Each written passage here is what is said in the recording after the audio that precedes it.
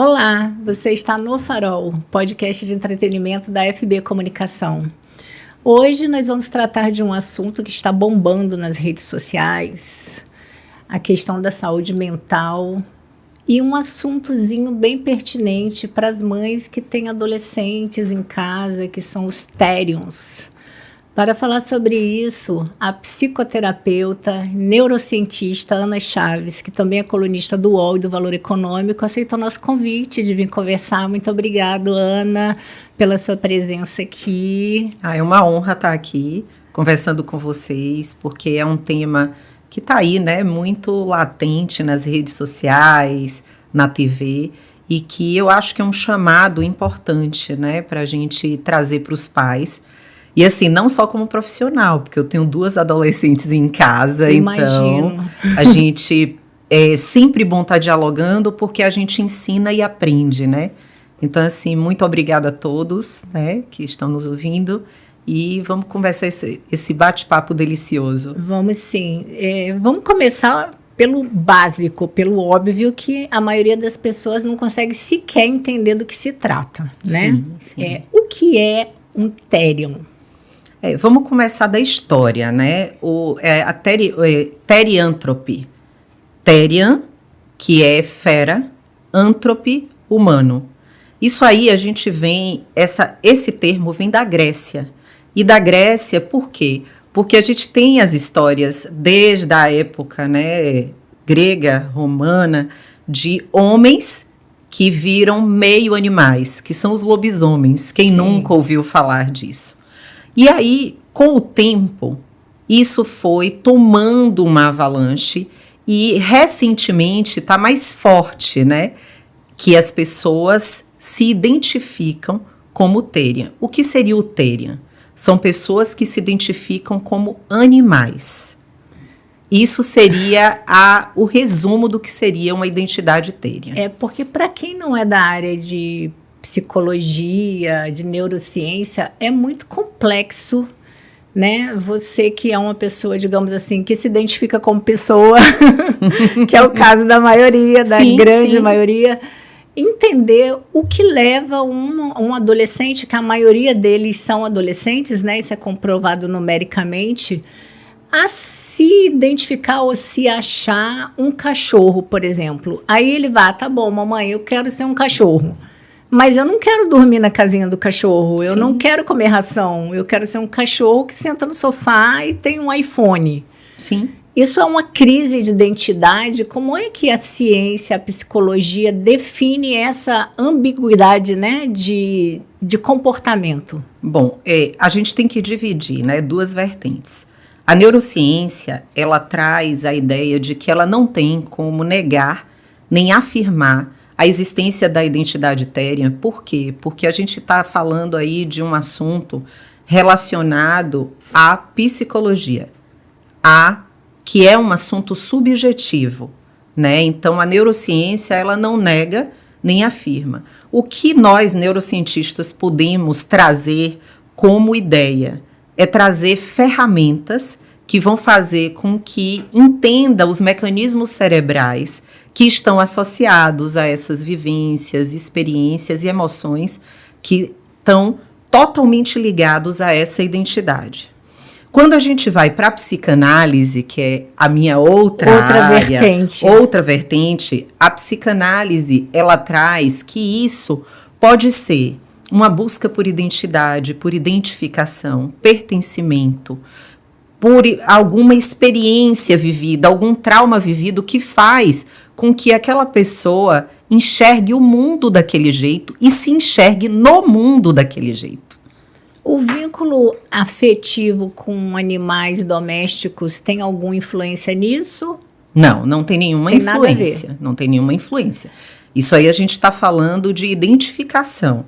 Então, assim, não é porque eu amo um animal que eu vou achar que eu sou ele, né, da mesma espécie dele. A gente tem que entender que todos nós somos animais. A gente está falando aqui de animal não humano, né? Sim. Eu sou um animal humana, mas eu, não por amar, eu tenho 2 cachorros, e eu, não por amar meus cachorros, eu vou me entender como um animal não humano. Eu acho que o personagem mais conhecido dos jovens e das crianças seria a fera do desenho A Bela e a Fera. Isso. Algum dos seus pacientes que se identifica como um animal já relatou que se identificou por conta do desenho ou algum vínculo com a questão infantil, de desenhos infantis de lobisomens, de porquinhos, ou também não é a partir daí? Não, na minha experiência, as pessoas que passaram por mim com identidade etérea são pessoas que muitas vezes buscam um pertencimento, uma aceitação. E aí, quando ela entra para aquela tribo, ela está vendo que as pessoas pensam como ela. Como que a gente age diante disso? Normalmente, a gente trabalha a resistência e a interpretação, né, dessa conduta, desse costume que a pessoa criou. E aí a gente começa a identificar como que isso está interferindo na vida da pessoa. Ana, esse comportamento, ele é recente ou você tem casos já de longo tempo de pessoas que querem se comportar como animais? Então, a gente... eu, como profissional... Ou a literatura, né? Não necessariamente você. Sim. A literatura neurocientífica ou psicológica Sim. tem relatos há tempos ou isso é uma coisa da modernidade? Então, tem relatos há tempos, só que eu, como profissional, eu não tive acesso há muito tempo a alguém com a identidade etérea. Isso é mais recente para mim. Para você. O que eu tinha eram relatos no exterior. Eu já tinha lido sobre grupos de adestradores de Therians que se reuniram, mais de 1.000 jovens para serem adestrados, vários grupos. Isso eu já vinha vendo acontecendo através da mídia. A primeira vez que eu tive uma visão assim de frente com um Therian foi num shopping em São Paulo, no shopping Ibirapuera, que eu vi. E aí eu falei, uau, aí...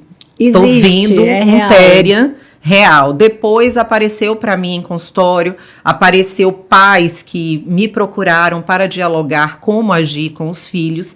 E aí eu comecei a entender que tudo isso estava chegando para a gente. É claro que você não pode falar dos seus casos por uma questão de ética. Isso. Mas você que teve contato, porque, por exemplo, eu nunca vi. Sim. Tá? Não sei qual seria a minha reação, se eu ia achar engraçado, se eu ia achar ridículo. Porque, assim, as pessoas, às vezes, se sentem culpadas por não conseguir compreender o outro. Sim. Né? Você, como médica, como profissional da área, que sentimento você falaria para os ouvintes, assim, olhem desta forma para esta pessoa porque ela está precisando disto? Só uma questão de direcionamento mesmo. Tá. Só para a gente ajustar, eu não sou médica, né? Desculpa, eu sou psicanalista e neurocientista. O que acontece? Quando a gente se forma, né, terapeuta, uma das coisas que a gente tem que trazer com a gente é o não julgamento e a empatia. Então, quando você entra num setting terapêutico, quando você se torna profissional da área, a gente busca, né? Nós somos humanos, óbvio, mas assim, eu busco o tempo inteiro estar trabalhando o meu não julgamento. Então, quando eu recebi o meu primeiro Therian em consultório, eu fui buscar a história pregressa dessa pessoa, eu fui entender por quê. O que te leva a se desumanizar? Por que você prefere se olhar como um animal não humano a não aceitar os desígnios, né, dos céus, sim, de que você veio como um humano, como uma pessoa. E aí a gente vai cavocando aquilo, buscando, e a gente vai entendendo e vai colocando, trazendo do inconsciente para o consciente, para que a pessoa comece a ir se entendendo. Essa questão que você fala dela se aceitar. Eu tenho uma cachorrinha, né, chama Olga, e sim, Olga é ultra fashion, ultra mimada, ultra tudo. Tanto é que meu pai um dia virou para mim, na próxima encarnação eu quero ser a Olga. Porque a Olga não paga boleto, a Olga não tem horário, a Olga come o que ela quer, a Olga é super mimada por todo mundo adora. Essa questão da não responsabilidade, né? Vamos tratar Olga como um ser que não tem responsabilidade. A única responsabilidade dela é ser fofa. Sim. O que ela naturalmente é. Sim, ela não precisa fazer esforço, né? Sim, porque é um chihuahua. Um chihuahua é um bichinho fofo, pequenininho. Não seria uma tentativa de não responsabilidade na passagem para a vida adulta? Então, eu sempre questiono e busco trazer as pessoas à reflexão, né?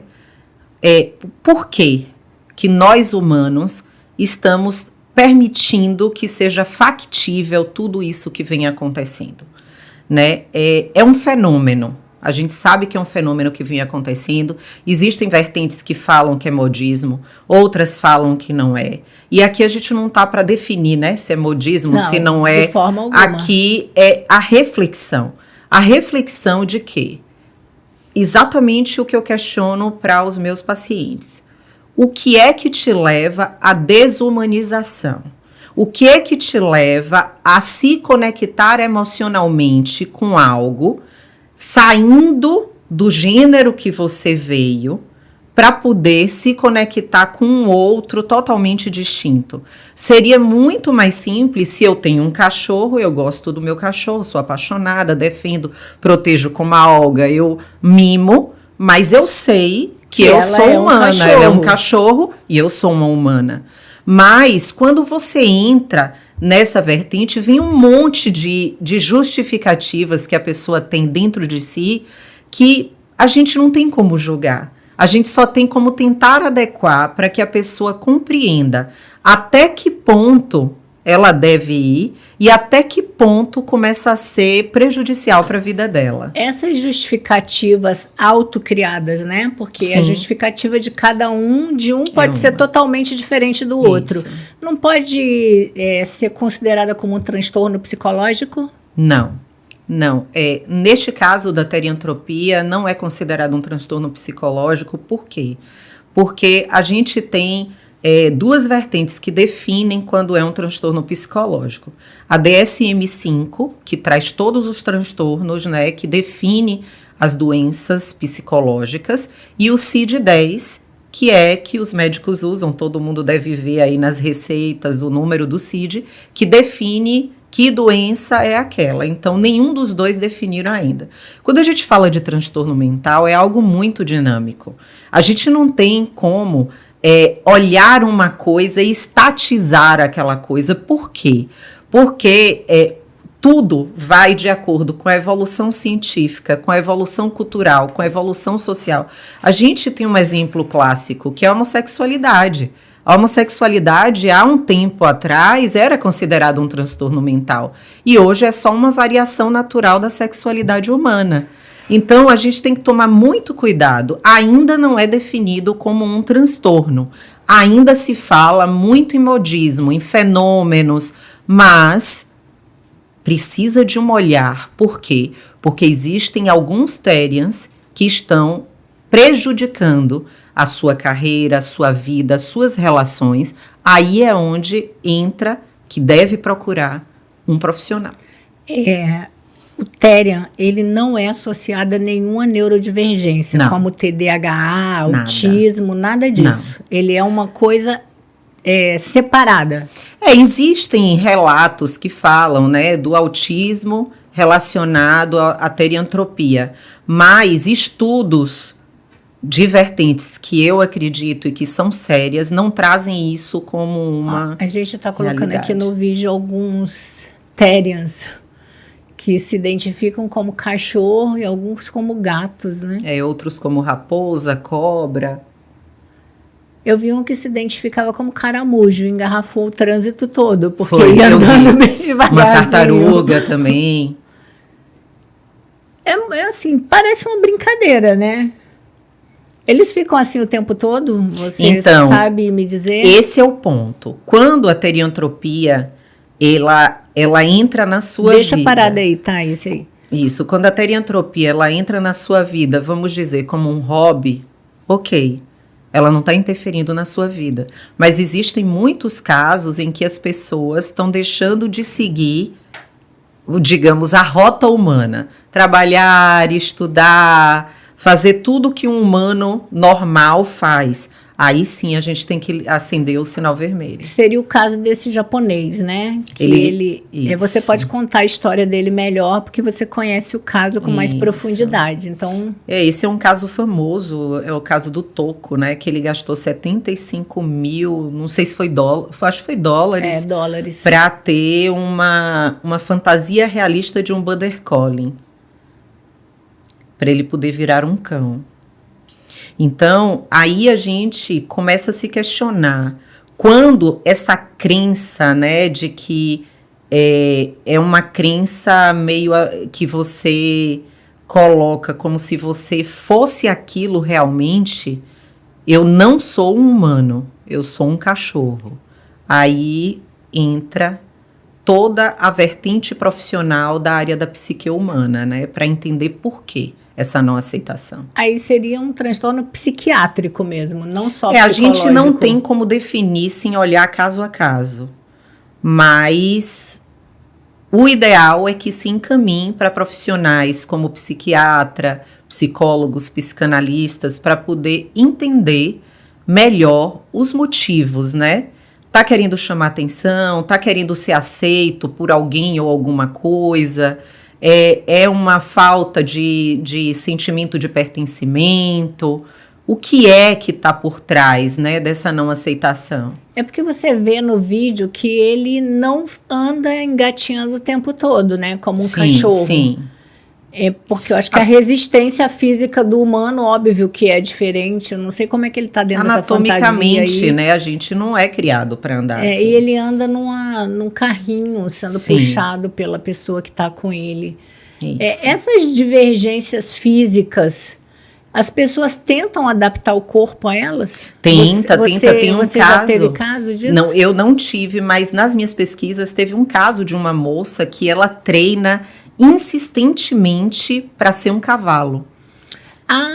E a gente tem esse vídeo. Ela treina muito para ser um cavalo. Só que assim, existe a anatomia, existe a fisiologia, que tudo é muito perfeito, né? Então assim, bom, eu não conseguiria como humana andar desse jeito como um cachorro por muito tempo e acho muito difícil que consiga por causa da anatomia humana. É muito estranho para a sociedade aceitar isso. A pessoa isso tem uma reversão? Você já teve casos de que pessoas que se identificaram dessa forma e depois falaram, não, era só Tem um caso de uma Terrier que a gente conseguiu detectar, né, que estava dentro dela. Ela colocou na cabeça que se ela fizesse tudo para chamar a atenção dos pais, né, porque ela achava que ela era trocada pelo trabalho, trocada pelo dinheiro dos pais, ela só ganhava bens materiais e ela queria chamar a atenção de alguma forma. E aí a gente conseguiu, através da terapia de grupo, de família, trazer essa família, dialogar com essa família, cada um falar, né, se colocar no lugar do outro, e aí gradativamente ela foi saindo deste lugar. Ela se colocou como um cachorro. Então, o comportamento da família, ele necessariamente precisa ser, num primeiro momento, de aceitação. Eu acho que a família ela tem que estar muito atenta a isso que eu estou batendo na tecla. Tudo que gera prejuízos para a vida da pessoa precisa ter um sinal de alerta. Então, assim, se você tem um adolescente que ele está se identificando como um Terrier, mas, digamos, ele estuda, ele tem projetos de vida, ele se relaciona, né? Ele tem boas relações com os amigos, com os colegas de escola. Então, pode esperar um pouco a buscar ajuda, porque pode ser só um momento, uma fase. Mas se você nota que ele está mergulhando nesse personagem, de forma que essa crença tá... Essa moça, essa aí do cavalo. Ela treina horas por dia. É muito surreal, porque eu não sei como ela consegue levantar depois, ela não fica com dor nas costas. Olha lá, ela trotando, tá vendo? Como um cavalo. Essa acha mesmo que é um cavalo. Acha que é um cavalo. Ela pula. Tem uma parte do vídeo que ela pula. Quer dizer, não tem como você olhar isso e achar que é uma coisa normal. A pessoa se deteriorar o próprio corpo. A única vez que eu vi, como eu te falei, em São Paulo, era assim, todo mundo parando para olhar. Olha isso. Ela fazendo como um cavalo de hipismo, né? Que salta. E você vê que ela já tem uma deformidade nas costas. Ela já tá, entendeu? Assim, que eu volto a falar sobre quando eu vi no shopping. As pessoas realmente se chocam, né? E a gente não tem como julgar nenhum lado nem o outro. Por quê? Porque é algo diferente de tudo que se vê, como aquele caso do cara da cobra no metrô, foi num shopping. Não tem como não chamar a atenção, em especial das crianças e jovens também, Sim, que estão olhando aquilo.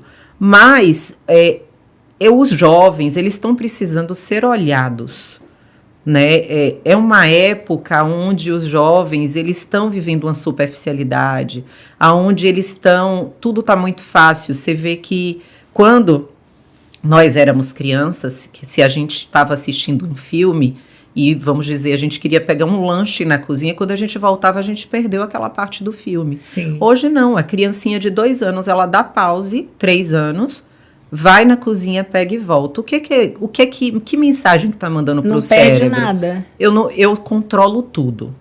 Então, assim, a gente precisa estar trazendo os nossos jovens a vivenciar coisas como antigamente. Então, assim, hoje é cada um no seu quarto com uma televisão, cada um com seu smartphone. As famílias não dialogam mais. Muitos pais poucos sabem do que os filhos estão pensando, com quem que eles estão se relacionando. Então, não só da teriantropia. Esse é um chamado que eu faço diariamente, porque a gente perdeu aquela criança que ingeriu o desodorante. A gente vem perdendo jovens por chamados na internet que a gente não tem como não dizer. Isso é falta de estar atento, falta de controle dos filhos. Por quê? Porque é muito mais fácil criar um filho dando um smartphone, dando um tablet, do que estar com seu filho criando uma brincadeira no jardim. A gente que tem aqui essas praias maravilhosas, indo na praia com o filho, jogando um vôlei, dando um mergulho de mar, para você entender o que está passando na cabeça desse jovem. Existem sinais, né, Ana? Existem muitos sinais. O principal sinal de tudo, quando a coisa está indo por um caminho que não está muito legal, é quando o jovem começa a ficar arredio, quando ele começa a se colocar mais no quarto, conversa pouco, vive muito no mundo dele. Então, assim, já é um sinal de alerta. A série Adolescentes fala sobre isso, né? Série. A série foi muito bem aceita por todo mundo e fala exatamente. Eu lembro que no último capítulo, vou dar spoiler aqui para quem não assistiu, já deu tempo de todo mundo assistir.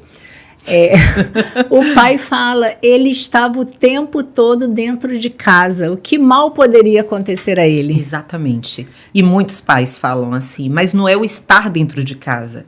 É aquilo assim, uma vez eu ouvi de uma paciente minha, eu falei assim, mas sua mãe, quando dialogou comigo, ela trouxe uma vertente de uma mãe cuidadosa, uma mãe zelosa. Aí ela falou assim, minha mãe é zelosa. Nunca faltou nada para mim, nunca faltou comida, nunca faltou roupa, nunca faltou nada. Mas faltou uma coisa, olhar no meu olho e me perguntar se eu estou bem.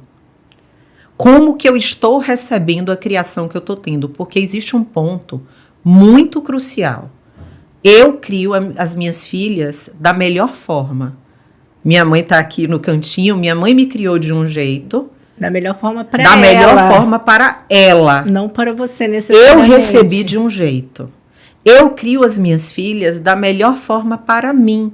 Mas a forma que elas recebem o que é dito, as atitudes que eu tenho, não necessariamente é como eu quis.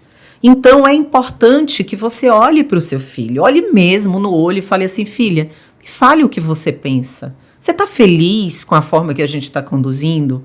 Como? Porque o que as pessoas não entendem, aí vem outros pacientes mais idosos e falam assim, mas na minha época eu faço o que eu mando, não faço o que eu faço.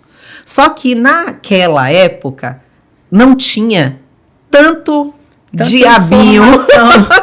vamos falar assim, no ouvido dos nossos filhos, na cabeça. É muita coisa. É o Google que em 1 minuto ele coloca e aparece um monte de informação sem filtro e ele não tem maturidade. Por quê? Porque o nosso cérebro, ele só termina de amadurecer aos 25 anos e os pais não entendem isso. Quando a gente fala, não, já tem 18, já é maduro. Não é bem assim.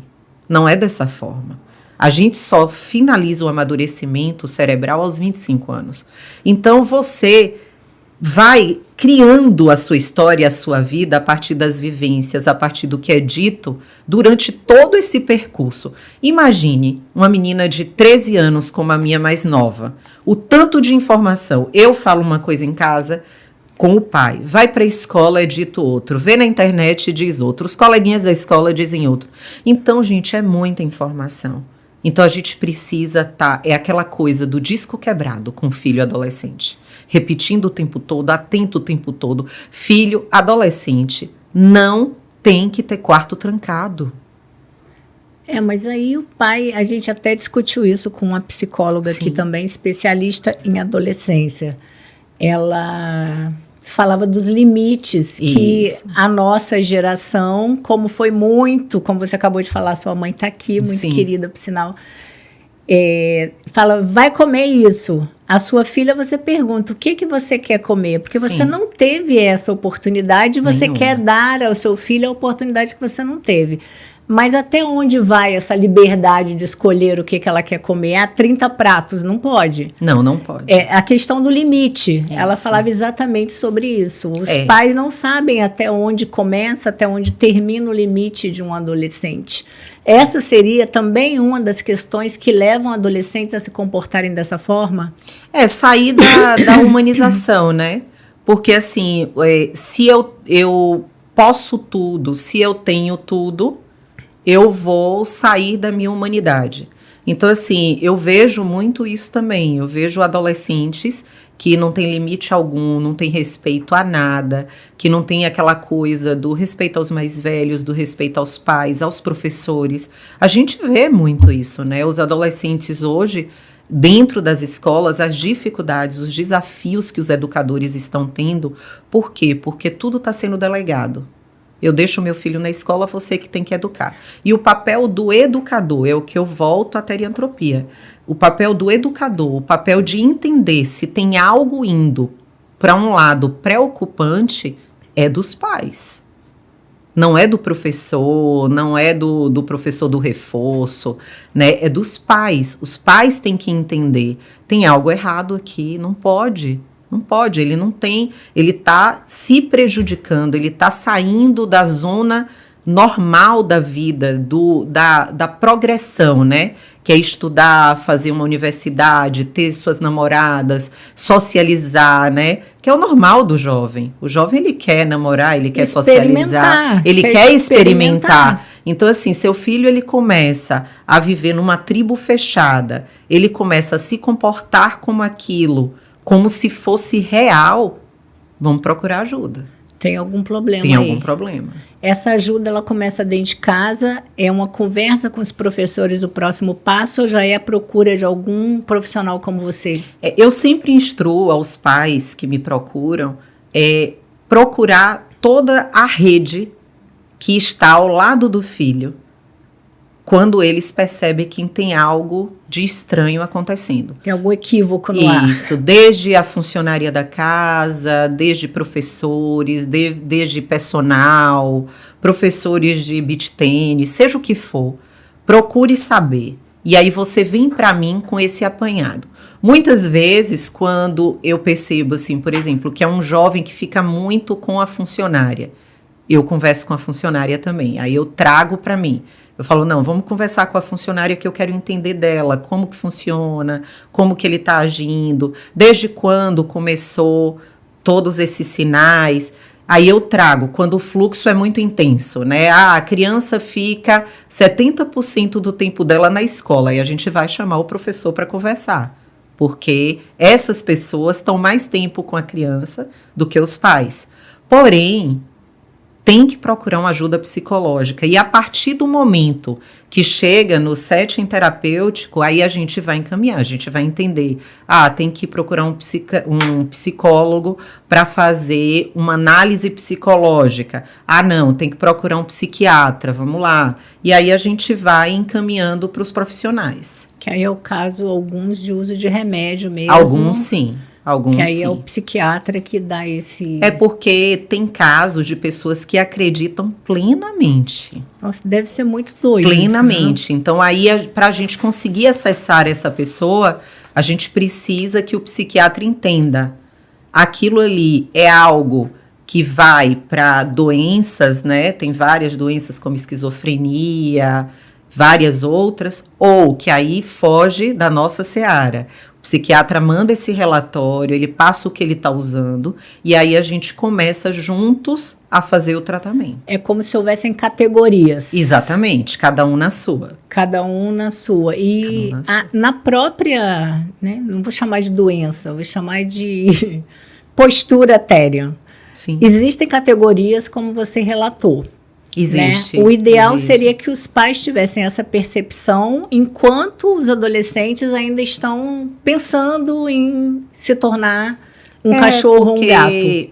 Pode esclarecer, entende? Quando seu filho, ele começa com uma ideia e você já dialoga mudando o percurso, né? Você muitas vezes consegue diminuir o estrago que está por vir. É como a depressão, é como a ansiedade. Se você começa a cuidar dela cedo, né, quando ela começa... Acho que toda doença, né? A teriantropia não é vista como uma doença, mas tudo que a gente cuida no início, ela não evolui, ela não se torna algo tão grande. Já tem algum estudo, alguma estatística da quantidade de adolescentes ou adultos novos que se identificam como Therians?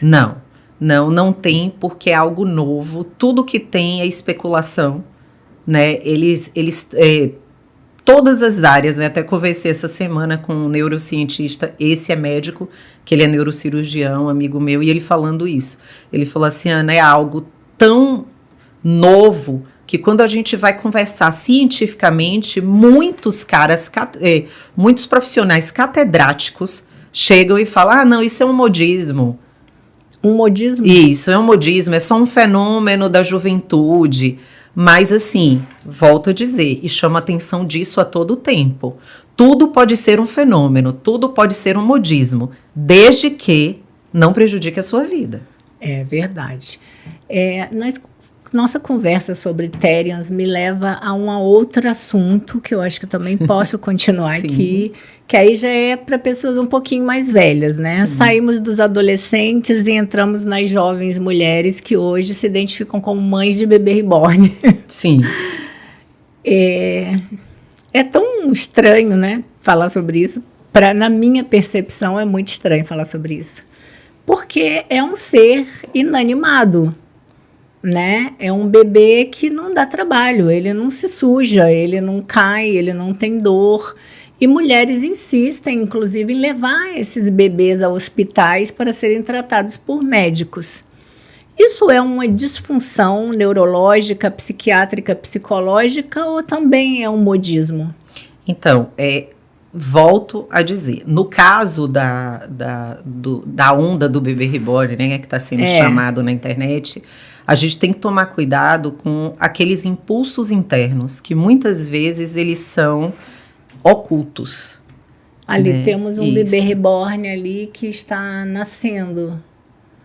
Tem gente que faz parto mesmo, com médico, com água. Isso. É muito estranho, eu tenho medo. Eu acho. Minha filha tem um bebê reborn e eu tava olhando esses dias. Eu falei, gente, parece real mesmo, mas não é. Né? Tem uns que mexem a boca, olha, abre o olho, dá tchau. Eu acho muito estranho, assim. Eu acho, assim, de longe até acharia bonitinho, mas não teria coragem de pegar um, não. Olha, gente. São muito perfeitos, realmente. Tem alguns que custam 15 mil reais. São muito... É uma arte muito linda. É uma arte bonita. É uma arte muito linda. Mas a forma como essa arte está sendo usada é uma coisa de normalidade? Então, a gente precisa... Aí eu vou falar psicanaliticamente falando. Eu não peguei nenhum caso, né? Esse é um caso que a gente está vendo na internet do bebê reborn. Sim. Mas já peguei casos de pessoas se apaixonarem por objetos, né? E terem aquela aficionado por algum objeto. O que acontece? Aí a gente volta. Que impulsos internos, né? Que às vezes estão ocultos aí, que fazem com que essas pessoas olhem um objeto e coloquem todo o seu sentir, todas as suas emoções num objeto, sendo que tem tanta coisa para você sentir, né? Para você ter emoção, que não seja um objeto.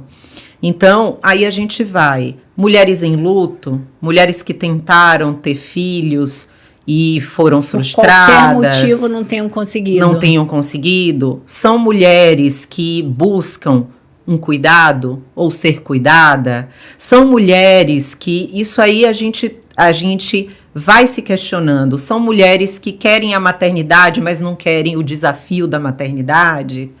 Né? Nós voltamos aí à mesma questão da responsabilidade, como a gente estava falando dos térios, né? Sim. Porque ser Olga é ótimo. Olga não tem responsabilidade, não tem né? responsabilidade. Olga é um cachorrinho ali que a gente cuida, ama, adora, acha lindo, não tem responsabilidade alguma. O adolescente talvez não queira ter responsabilidade. E a mulher que pega um bebê reborn e acredita que aquilo é uma criança, talvez também não queira responsabilidade. Sim. E aí cabe a gente a interpretar, né? A gente receber alguém que está colocando toda a sua felicidade num objeto, que é algo que não... Porque aí é diferente. Você falou de Olga. Olga, quando você chega em casa, ela sai correndo, balança o rabinho, sim, ela deita em você. Ela tem vida, ela traz para você um sentir. Mas vamos dizer, eu me apaixonei por esse copo e esse copo é o amor da minha vida. Ele não me traz... Não há nenhuma troca. Por que eu tô tendo essa atitude? Por que eu tô tendo essa disfunção de funcionalidade, né? E por que as pessoas estão normalizando tudo isso? Eu me questiono muito a normalização de tudo isso. Porque assim, quando a gente vê um famoso colocando na internet... É a normalização, são pessoas que têm voz. E tem influência. E tem influência. Então, eu me questiono sobre tanto o Therian como a onda Bebê Reborn, tipo, qual a responsabilidade que eu tô tendo do que eu tô colocando nas redes, do que eu tô falando na TV. Por quê? Porque eu posso ter equilíbrio para filtrar o que está sendo dito, mas outras pessoas não têm. E essa mensuração é impossível de ter. Então, a gente tem que ter responsabilidade, né? Porque eu não sei no que eu estou mexendo. Essa normatização dos bonecos, ela pode ser considerada um tratamento de traumas e perdas ou só avaliando caso a caso mesmo? A gente não pode generalizar em nada quando se fala de psique humana. Mas traumas e perdas pode ser... Se você buscar, eu leio muito artigos no PubMed, que é o que eu gosto muito e é muito sério. Se você puxa sobre esses apegos a objetos, você vai entender que existe, tudo está muito relacionado a traumas, a luto, a perdas, porque a pessoa tem uma experiência traumática, ela se coloca naquele lugar. E tem um ponto importantíssimo da gente saber, que assim, muitas vezes são mulheres que tentam ter filhos e que em todas as vezes ela tem dificuldade, né? E aí ela começa a temer ter uma nova experiência. E aí para não perder de novo. Para não perder de novo, o medo da perda. Né? Então, assim, é tudo muito profundo quando se fala de psique humana. Então, por isso que eu falei, a gente não tem como generalizar. Cada caso, eu posso atender 10 pessoas num dia do bebê reborn. Todas vão ser casos diferentes, com histórias diferentes, e eu vou ter interpretação diferente para cada fala. Essa coisa não pode ser considerada uma infantilização voluntária? Então, essa é uma grande preocupação dos profissionais que trabalham com a psique humana. Por quê? Porque está havendo um movimento dos adultos quererem voltar a brincar. Então, assim, isso tem sido muito dialogado, a gente que a gente, às vezes, telefona, né, para discutir um caso, outro, porque cada um tem uma experiência. E isso tem dito sempre, nossa, eu estou me preocupando, os adultos estão infantilizando, os adultos estão buscando serem mais crianças. E aí eu te pergunto, e ao mesmo tempo eu respondo, por quê? Porque a gente está vendo jovens querendo ser adultos a todo custo. Na verdade, crianças, né? Crianças Começa criança. Desde cedo. Ai, meu filho tem 2 anos, escolhe a roupa que quer sair. Eu acho que com 2 anos a pessoa não sabe nem ir no banheiro ainda. Que dirá escolher a roupa que vai sair. Eu particularmente fico olhando assim, a mãe fala, tá bom, eu vou acreditar que seu filho abre o guarda-roupa, escolhe, e acha que bege combina com azul. Peraí que eu vou pegar. Aquela, a gente volta isso. à questão dos limites, da criança entender até onde ela pode ir. Com 2 anos de idade, ela tem que estar desenvolvendo outras coisas. Ela tem que estar passando gelatina na cara e achando lindo. Ela tem que estar brincando. Eu sou da terapeuta e mãe raiz. A criança tem que estar brincando de terra, correndo, sabe? Brincando de pega-pega. A criança tem que se sujar sim. Eu tenho uma amiga que é pediatra que ela fala, criança é bom vitamina S, gente, de sujeira, a criança tem que se sujar, ela não pode viver como um bibelô, porque aí ela não vai desenvolver anticorpos. E assim é na psique, né? Quando você traz para o seu filho responsabilidades antes do tempo, você está trazendo para ele uma desenvoltura desnecessária do que o cérebro dele é capaz de ter naquele momento. Então, ele não vai criar a maturidade necessária. Por quê? Porque o cérebro dele não está desenvolvido naquele momento para aquilo. Por isso que é interessante, né? Eu não atendo crianças, mas, assim, tem especialistas fantásticos em atendimento de criança que vão instruindo isso, né? O que seu filho precisa desenvolver naquele momento. O que é ideal que você aguce naquela criança naquele momento, para que ela se desenvolva de uma forma saudável. E quando virar adulta, não querer voltar a brincar de boneca, porque ela estava escolhendo o look do dia com 2 anos. Isso, e assim, tem um ponto muito importante que eu lembrei dessa semana de uma paciente minha. Mães saudáveis criam filhos saudáveis. Então, eu sempre digo, quando a gente vai ser mãe, devia ser um protocolo que as mães busquem a cura das suas dores, que elas busquem iluminar as suas sombras. Por quê?